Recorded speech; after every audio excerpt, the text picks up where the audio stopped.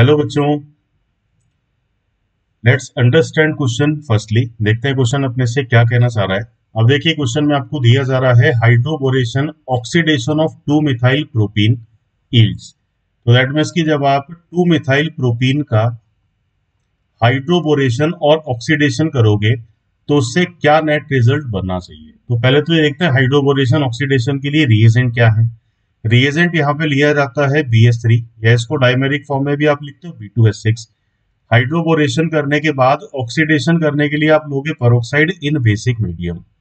अब देखो कि हाइड्रोबोरेशन एंड ऑक्सीडेशन ये अपना एक मैकेनिज्म है इलेक्ट्रोफिलिक एडिशन का, जहां पे ट्रांजिशन स्टेट क्रिएट होता है, ट्राई एल्काइल बोरेन क्रिएट होते हैं और आफ्टर ऑक्सीडेशन वो फाइनली कन्वर्ट होते हैं अल्कोहल में। तो अगर हम इस रिएक्शन में प्रोडक्ट को शॉर्टली अरेंज करना चाहें तो सिंपल एक शॉर्ट में वर्क काम करेगा।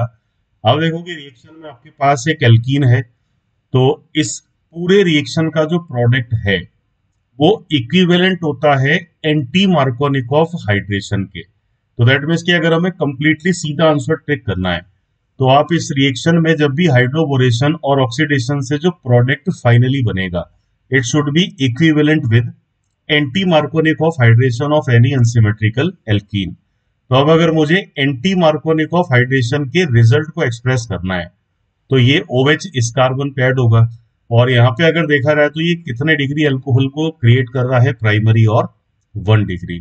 तो इन चारों में से अगर अब एक ऑप्शन पिक किया जाए तो आंसर आपका किसको टिक किया जा सकता है, ऑप्शन नंबर 1। और ये रिएक्शन नॉर्मली प्राइमरी अल्कोहल को बनाने के काम ही आता है।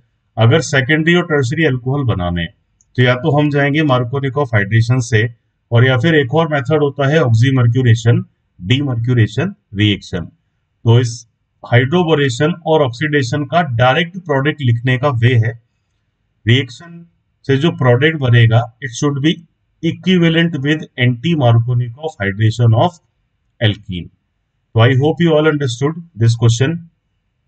All the best.